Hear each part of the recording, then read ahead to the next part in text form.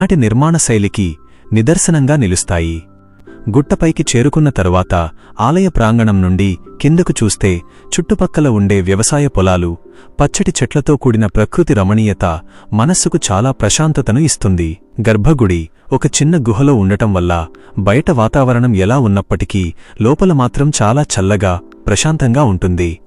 ఆ వాతావరణం భక్తులకు ఒక ప్రత్యేకమైన ఆధ్యాత్మిక అనుభూతినిస్తుంది. దేవాదాయ శాఖ ఆధ్వర్యంలో నడిచే ఈ ఆలయంలో కౌంటర్ల ద్వారా స్వామివారి లడ్డూ మరియు పులిహోర ప్రసాదాలు భక్తులకు అందుబాటులో ఉంటాయి.